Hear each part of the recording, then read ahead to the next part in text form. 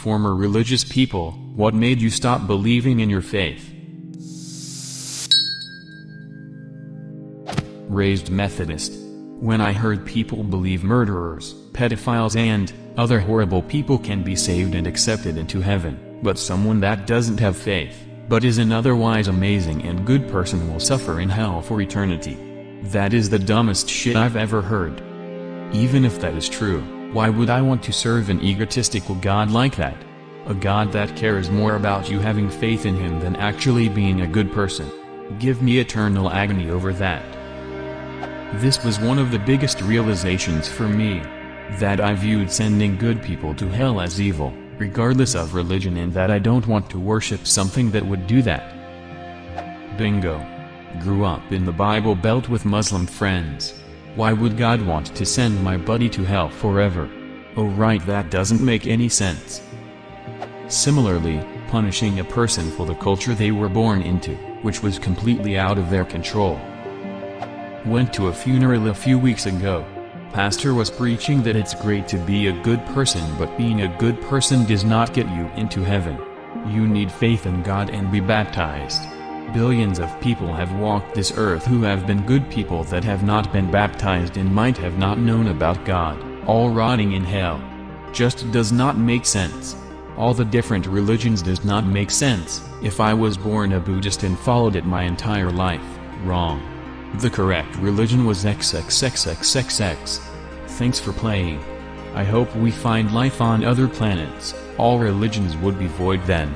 The world would be in turmoil for a few decades as people lost their faith, but then we would grow past it and become better people. I was in middle school history class thinking about how stupid people were for believing in the Greek gods. And then it all clicked. At least the Greeks admitted their gods were petty and temperamental. And a lot more fun. Dionysus and Aphrodite knew how to fucking party. I've often wondered what people would believe if all religions and non-religions were presented with equal validity. I was born in the US and grew up around Hinduism, Sikhism, Jainism, Islam, Christianity and Judaism. Since my parents never really pushed their religion on me, I feel like all the major religions have been presented to me with equal validity. The result is I'm agnostic and can't really believe in anything. The nice thing is I get to pick and choose what philosophies resonate with me from each religion. That's similar to my story, but it wasn't until college and I had to read Greco-Roman creation myths for a class. I saw how similar their stories were to the book of Genesis. Then I wondered, what reason did I have to believe the stories about Judeo-Christian God in the Bible were true and other myths were false? I had been having doubts for a while, but that was the straw that broke the camel's back. Same here. Took a mythology class as a sophomore in high school and it was like turning on a light. Years of silence, no answers to prayer, and the constant proliferation of evil at the expense of the good and just. Edit. If there is a God, he will have to beg my forgiveness. A phrase that was carved on the walls of a concentration camp cell during World War II by a Jewish prisoner. A Jew dies and goes to heaven. He stands at the pearly gates and God says, "Tell me a joke and I'll let you in." The Jew says, "The Holocaust." God looks puzzled and says, "I don't get it." The Jew says, "I guess you had to be there." I always think that if there is a God, why would he let it get this bad for so many people across the globe? Yay, it's this that changed me. My mother, my dog and myself were horribly abused for years by my biological father. He was violent even in public. I remember looking at my mother and then the neighbors wondering if they would help us. They closed their doors. Her parents and our Roman Catholic Church told her that she needed to forgive him and try to work it out. That this was her choice and she needed to make it work. They refused to give her an annulment. One of my aunts even told us that this is how men act. God made them so passionate that it's hard for them to control themselves, and as women it is our job to temper them. As a preteen, my religion protected violent men and I lost my faith just as I had lost innocence, fast and unforgiving. This was basically it for me too. I was on a mission trip actually. What I saw was a fantastic community. Loving, welcoming, wonderful people who also happened to be poor as fuck. In many ways they were better Christians than we were. But everywhere I looked, it seemed like they were being punished for their faith rather than rewarded. I shared some leftover papaya, it was bigger than a football, fucking enormous, with a local old lady, and that was a "Where did you see Jesus in action" moment for my youth group leader. I was dumbfounded. Everyone there had their fill of papaya. What was I supposed to do? Throw it out? I don't need Jesus or the Bible to tell me that I should share my extra food with this starving lady. Was that something that never crossed your mind? Why are you so excited about my basic act of kindness? Did she not pray hard enough to get papaya on her own? Was it because she missed church one time last year? Did she sing the wrong verse in the hymn? Fucking ridiculous. Born and raised a Jehovah's Witness. Left almost 4 years ago at 20. Hypocrisy, lies, fear-mongering, and I just generally don't like a lot of those people. Also the part where I have to spend every second of the day either studying or preaching, and give up on my hopes, dreams, goals, and aspirations. I had a friend growing up who emancipated at 16 and chose to live in a freaking group home over staying a Jehovah's Witness. Yeah, I've heard stories, sounds awful. Born and raised too. Left home at 16 because I couldn't take any more of the hypocrisy, preaching, bullying at school, or the way the religion has to dictate every part of your existence, and my mom said we weren't allowed to live at home if we didn't follow it. The day I moved out was the last time my mom spoke to me. 12 years later, and not a peep from her or my siblings, purely because I didn't want to be a Jehovah's Witness anymore.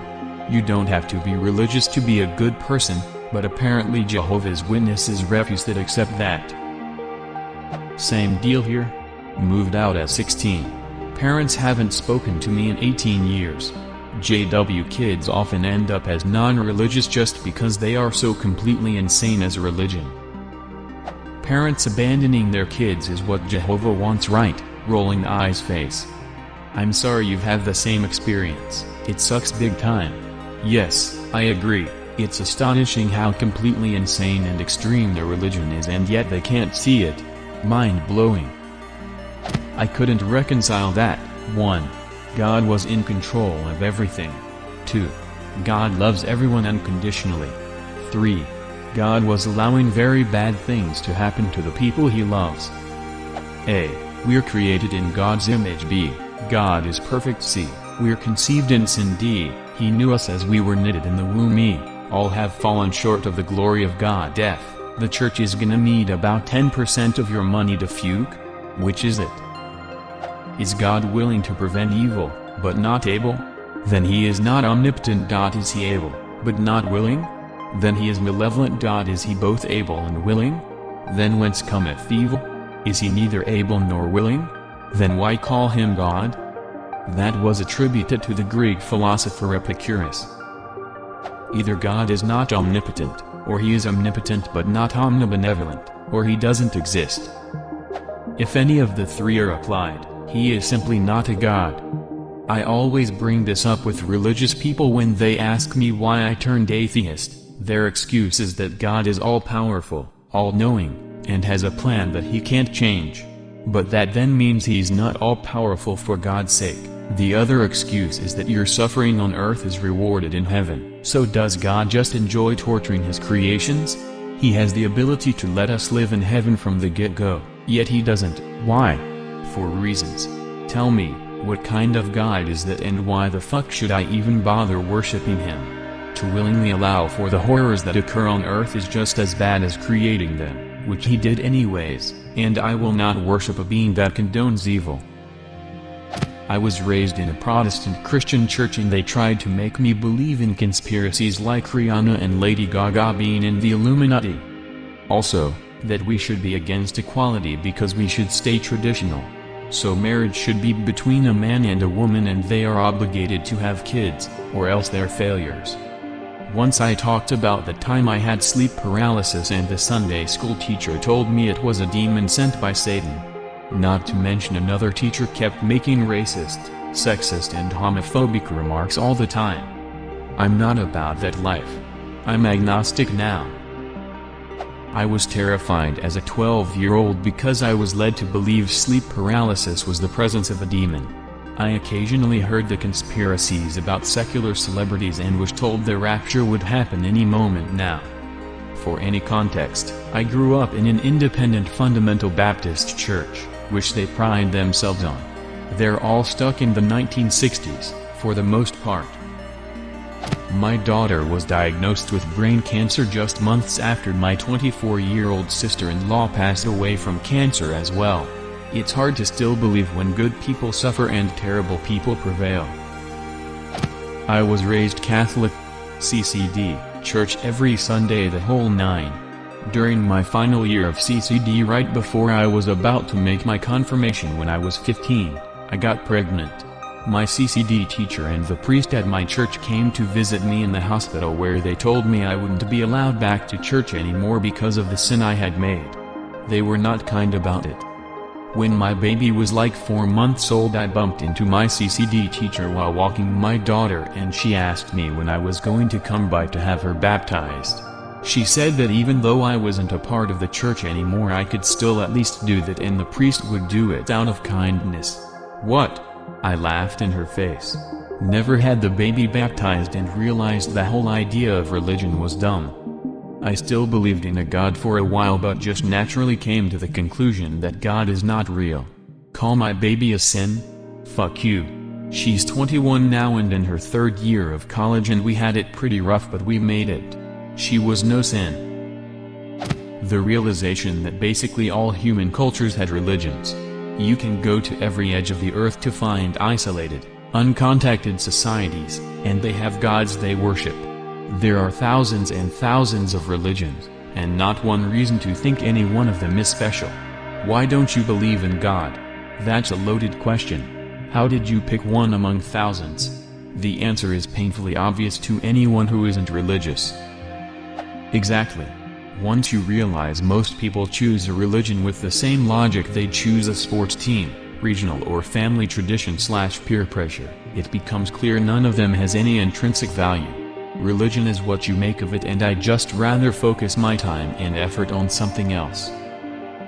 As Richard Dawkins said, we are all atheists about most of the gods that humanity has ever believed in. Some of us just go one god further. When you are indoctrinated, you can't see how crazy it is.